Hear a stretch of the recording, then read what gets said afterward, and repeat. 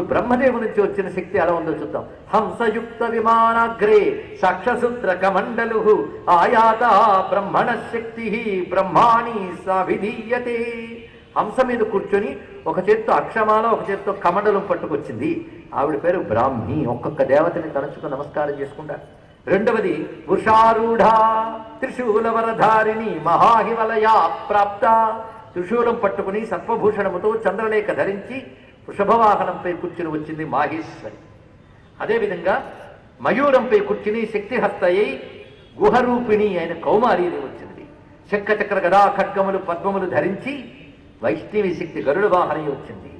ఇక యజ్ఞవరాహస్వామి యొక్క శక్తి వారాహి రూపంతో వచ్చింది.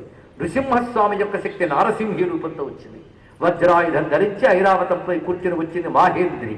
ఈయనకే మరొక పేరు ఐంద్రి. ఈ శక్తులు వచ్చే మొత్తం ఇప్పటికి వచ్చినవి 7. ఇందాకొచ్చిన తల్లితో చాముండితో కలిపితే అష్ట. వీళ్ళు సప్తమాతృకలు. ఆ తల్లితో కలిపితే అష్టమాతృకలు. ఇవి మాతృకా శక్తులు. వీటి రహస్యం చెప్పాలంటే పెద్ద ఉపన్యాసం అండి. ఈ బ్రాహ్మి, మాహేశ్వరి, కౌమారి, వైష్ణవి, వారాహి, నారసింహి శక్తులున్నాయే ఇవి ప్రపంచాన్ని నడిపే శక్తులు. తెలుసుకోండి, ఎప్పుడు ఉంటాయి. అందుకే ఇంచుమించు ప్రతి ప్రధాన యంత్రాల్లోనూ 8 శక్తులు ఉంటాయి. దిక్కుల్లో 8 శక్తులు. ఆ శక్తి యొక్క స్వరూపాలు భైరవులు. ఇది పెద్ద విశేషమైన రహస్యం.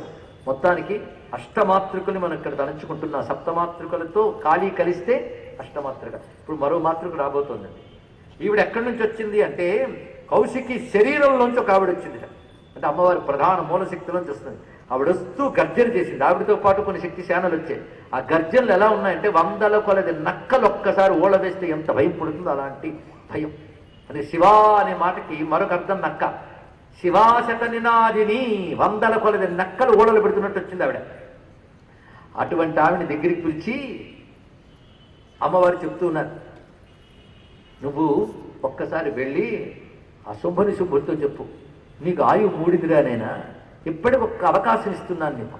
ఒకవేళ బ్రతికి పట్ట కట్టాలి అనిపిస్తే మొత్తం నువ్వు ఎవరెవరి దగ్గర ఏవేవి దోచుకున్నావో ఆయా సంపదలు ఆ దేవతలకు ఇచ్చి వాళ్ళ రాజ్యాలు వాళ్ళకి ఇచ్చి నువ్వు పాతాళానికి పో.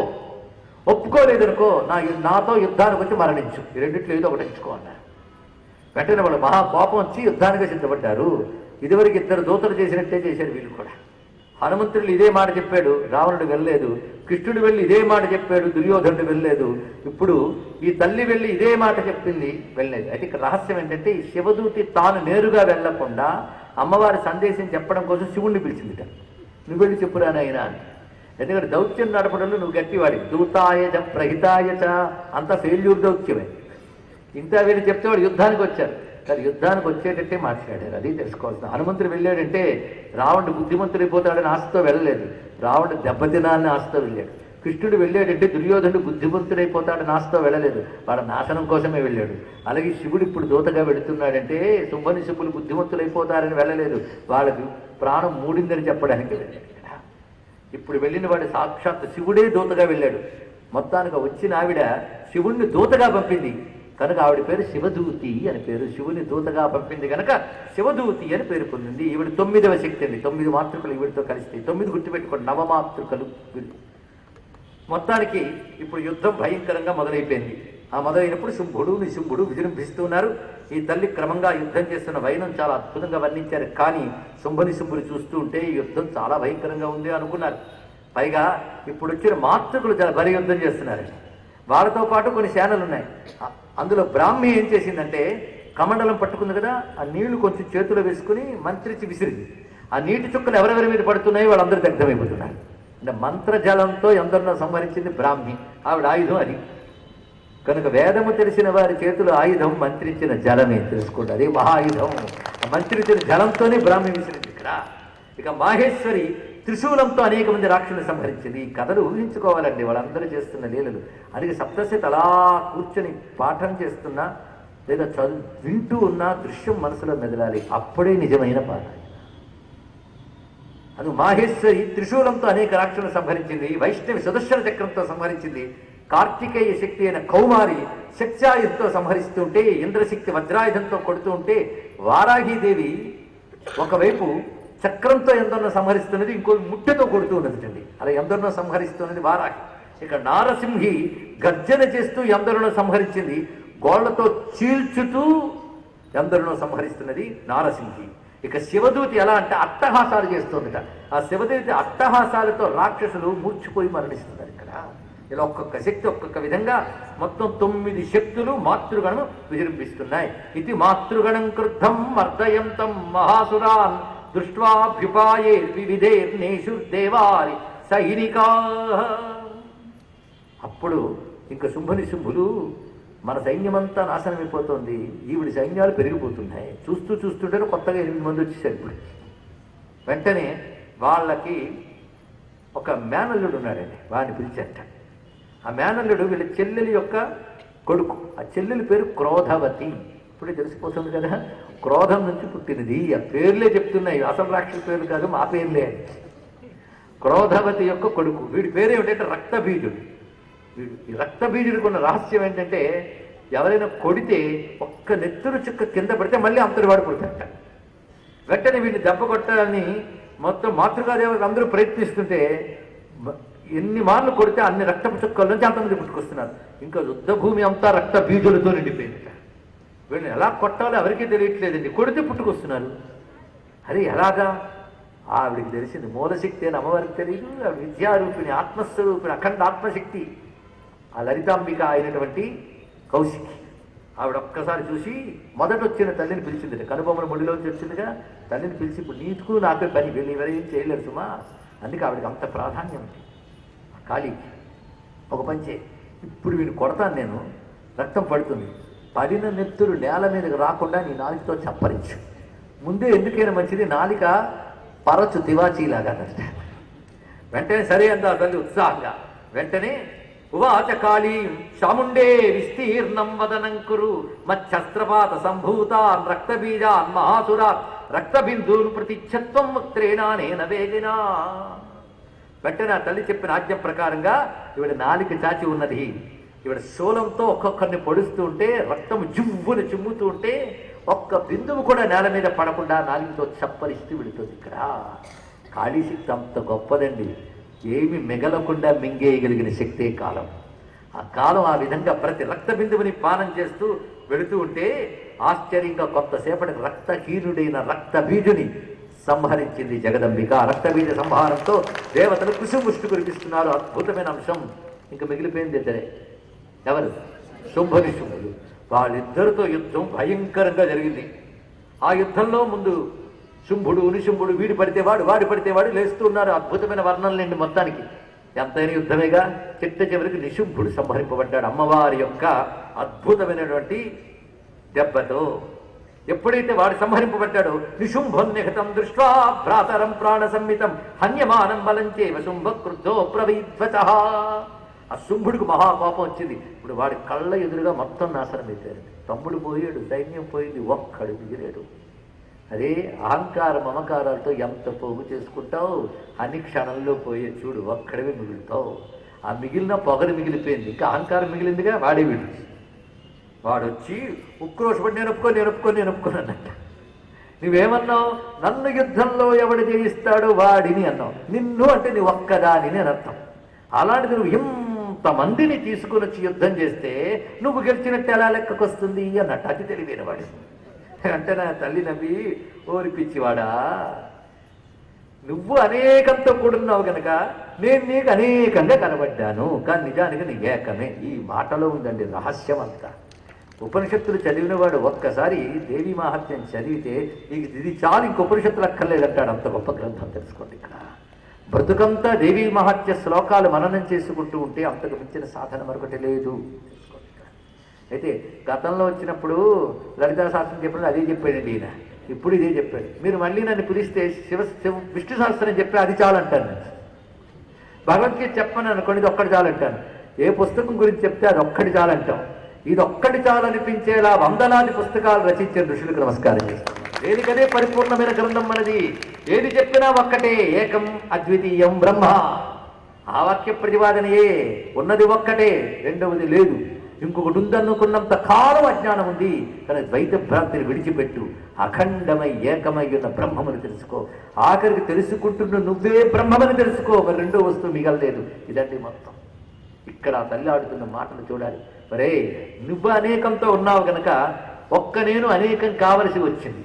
ఇప్పుడు నువ్వేమనుకుంటున్నావు? బ్రహ్మ నుంచి బ్రాహ్మి, విష్ణువు నుంచి వైష్ణవి, మహేశ్వరి నుంచి మాహేశ్వరి, కుమారు నుంచి కౌమారి, ఐంద్రి, ఇలా ఒక్కొక్కటి బయట నుంచి వచ్చిన సహాయం పడ్డాయనుకున్నావనైనా వీళ్ళందరూ నా నుంచి వచ్చిన వాళ్ళే. కావాలంటే చూడండి, జగత్యత్ర ద్వితీయాకా మమాపరా. ఈ వాక్యం మహావాక్యం. ఏకైవ అహం జగత్యత్ర, అహం బ్రహ్మాస్మి. ఆ మాట ఏకోహమస్మి, ఏకా ఏవ అహం, నేను ఒక్కదానను మాత్రమే ఉన్నాను. మాత్రమే అని చెప్పడంలో రెండో వస్తువు లేదని అర్థం. ఇక్కడ ఏకైవ అహం జగత్యత్ర ద్వితీయాక మమాపర, నేను కాక రెండో వస్తువు ఎక్కడుంది? పశ్చేత దుష్ట, ఓరు దుష్టుడా, నీకు అనేకం కనబడ్డం వల్ల నువ్వు అనుకుంటున్నావు. చూసుకో ఇప్పుడేమవుతుందో. మయ్యేవ విశంస్యో మద్విభూతయ, ఇవి నా నుంచి వచ్చిన విభూతులే నువ్వు చూస్తున్నది. కనుక అనేక రకాల విభూతులు కనబడుతుంటాయి సృష్టిలో. అవన్నీ చూసి అనేకం అనుకోకు, ఇవన్నీ ఏకమే.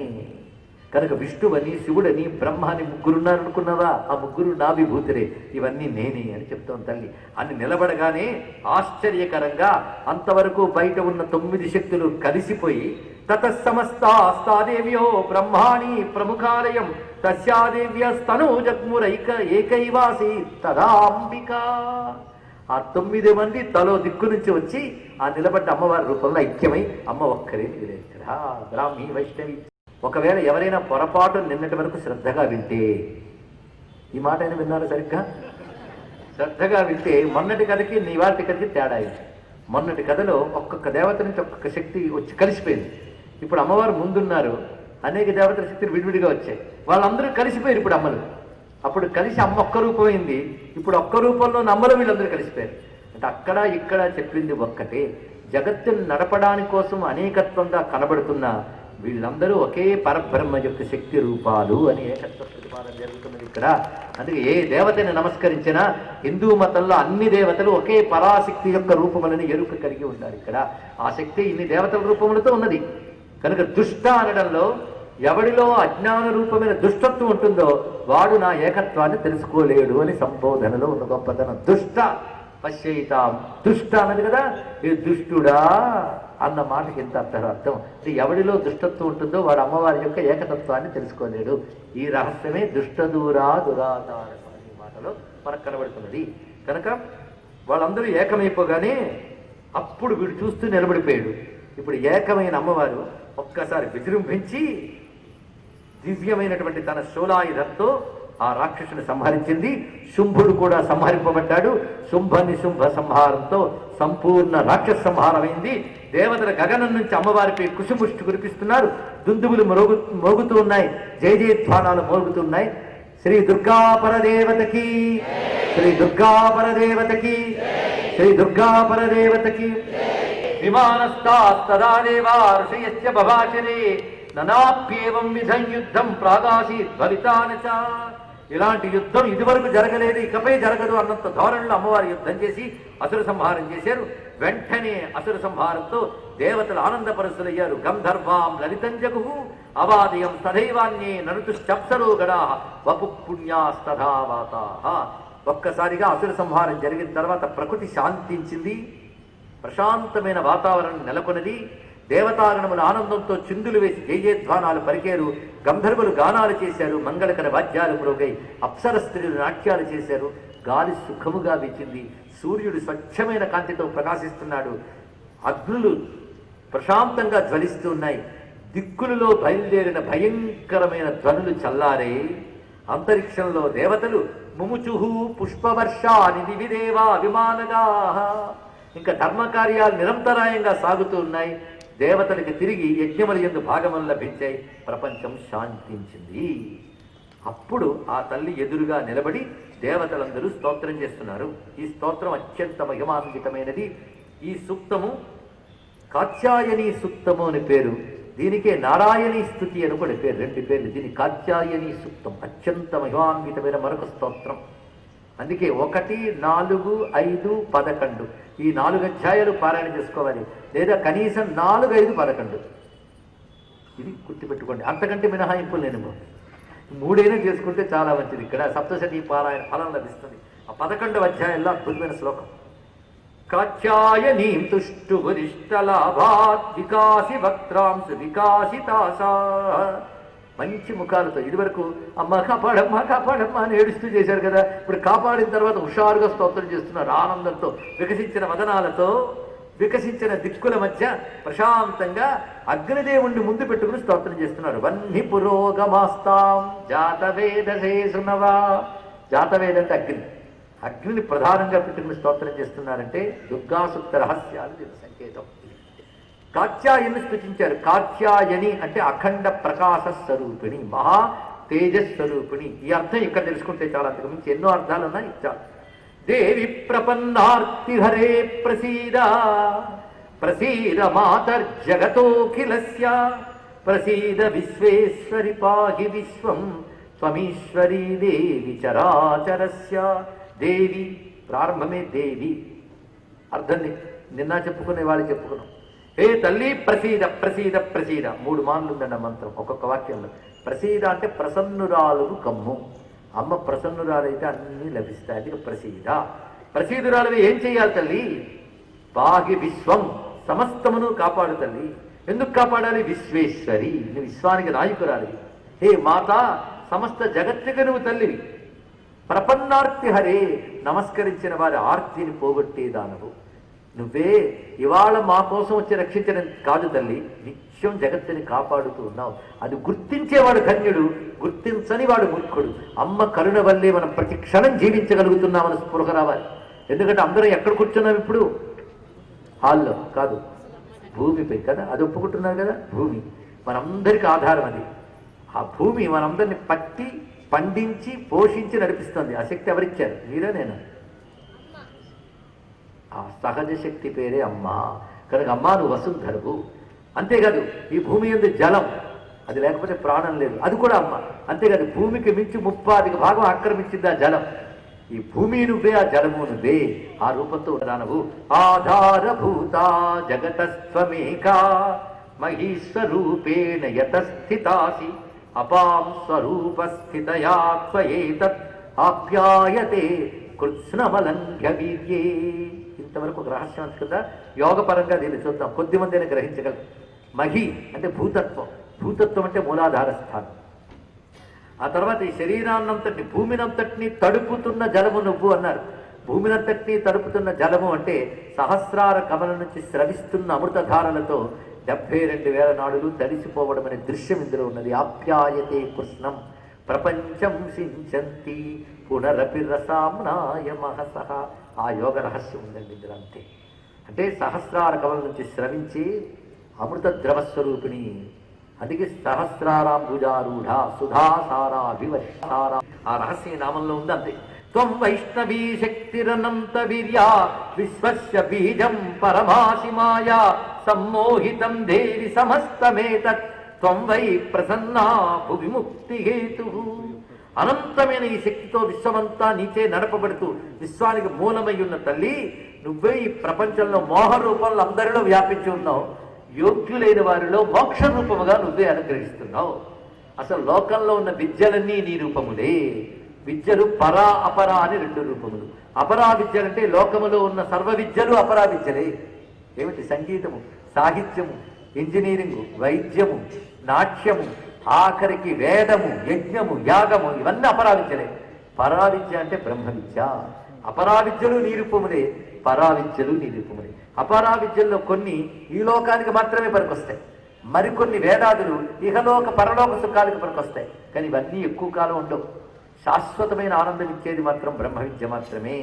ఆ విద్య కూడా నీ స్వరూపమే, అది పరావిద్య. కానీ అనేకములైన అపరావిద్యలు ఒకటే అయిన పరావిద్య. ఈ 2 రూపములు నువ్వే గనక విద్యా సమస్తాస్తవదేవి భేదా. ఇది ప్రధానమైన మాట. రెండవది, లోకంలో ఉన్న స్త్రీలందరూ నీ రూపములే తల్లి. ఇది ఎప్పుడు తెలుసుకోవాలండి. ఇక్కడ ఒకప్పుడు బ్రహ్మదేవుడు తపస్సు చేసి సృష్టి ఎలా కొనసాగిస్తానా అన్న ప్రశ్న వేస్తే శివుడు అర్ధనారీశ్వర రూపంలో కనబడ్డాడు. కనబడితే బ్రహ్మదేవుడు అడిగేట, ఈ ప్రపంచాన్ని ఎలా విస్తరింపజేయాలో నాకు తెలియడం లేదు. అంటే ఇక్కడ నుంచి ప్రపంచం స్త్రీ పుంస శక్తులతో వెళుతూ ఉంటుంది అని శివుడు ఆ ఫార్ములా చెప్పడం కోసం అర్ధనారీశ్వర రూపంలో కనబడ్డాడు. అయితే పురుష రూప సృష్టి కొంతవరకు జరిగింది కానీ స్త్రీని ఇంతవరకు నేను సృజించలేదు, సృజించలేను అన్నాడు. అది నీ వల్ల కాదులే, నా ఎడమ భాగం చూసుకుంటుంది అన్నాడు శివుడు. శివుడు ఎడమ భాగం ఎవరు? అమ్మవారు.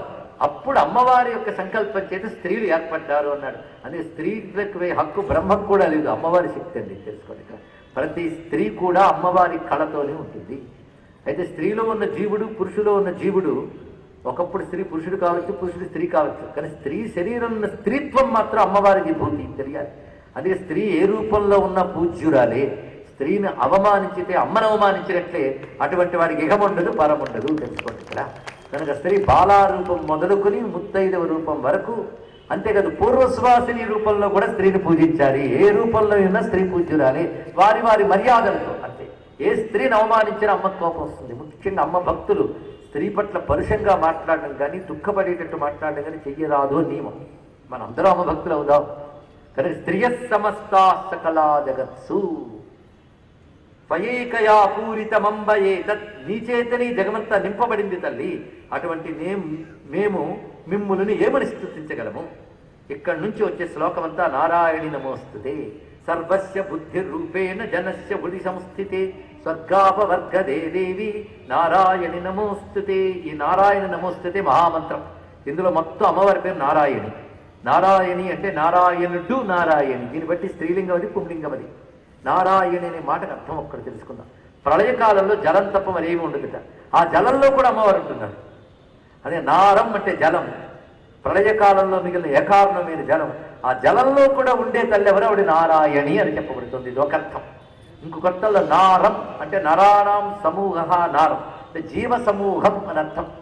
ఆ సర్వజీవ సమూహానికి దిక్కై ఆశ్రయమై ఎవరున్నారో, సర్వజీవులలో ఎవరున్నారో ఆవిడ నారాయణి ఇది అర్థం. కనుక నారాయణి అంటే సర్వజీవులకు దిక్కైన తల్లి, సర్వజీవులలో ఉన్న తల్లి. ఆ మాట ఎంత అందంగా ఉన్నదండి ఇక్కడ. నారాయణి నమోస్తుతే, నారాయణి నమోస్తుతే. ఈ 4 అక్షరాలకు మించిన మంత్రమే ఉంది. అందుకే ఇది కూడా ఒక నమ్మకం. కానీ నారాయణి నామంతో వస్తున్నది. ఇందులో అమ్మవారు కాలస్వరూపంగా ఉంటారు అన్నారు. కళా కాష్టాది రూపేణ పరిణామ ప్రదాయిని విశ్వస్యోపరతో శక్తి నారాయణి నమోస్తుతే. కాలస్వరూప అమ్మవారు. ఈ కాలానికి అవయవాలు ఉంటాయి, చిన్న చిన్నవి. అవేమిటంటే నిమిషము, క్షణము, గంట, ఇవన్నీ కలిపితే కదా కాలం. కాలం యొక్క సూక్ష్మ రూపాలు కూడా ఉన్నాయండి. మన భారతీయ సంస్కృతిలో మాత్రమే సూక్ష్మ కాల గణన కనబడుతుంది. Minute divisions of time. కాలంలో ఒక అమెరికన్ ఆస్ట్రోఫిజిసిస్ట్ అండ్ మ్యాథమెటిషియన్ ఒక ఆర్టికల్ రాశాడు, బియాండ్ 6000 year బ్యారియర్ అని. అద్భుతమైన మాట. ఇప్పుడు నాసా వాళ్ళు ఇచ్చిన రిపోర్టు ప్రకారం ఇప్పుడు ఉన్న సృష్టి జరిగి 2 కోట్ల సంవత్సరాలు అయింది. ఈ ఖచ్చితమైన లెక్క మళ్ళీ ఎవరైనా చెప్తున్నారా అంటే యుగాల నుంచి భారతదేశ పంచాంగాలు చెప్తున్నాయి. సరిగ్గా ఇప్పటికంతే చెప్తున్నారు. అది కూడా శ్వేతవరాహ కల్పం ఏర్పడి 5 ఏళ్ళ లెక్క చెప్పారు. ఇదివరకు కల్పాల సృష్టి దాఖలా కూడా మిగలలేదు కనుక ఆ లెక్క సైన్స్ కూడా చెప్పలేదు. ఇప్పటి సృష్టి యొక్క లెక్క ఇది. అంతేకాదు కనురెప్పపాటు కాలంలో కూడా సూక్ష్మ భాగాన్ని చెప్పింది భారతీయ సంస్కృతి.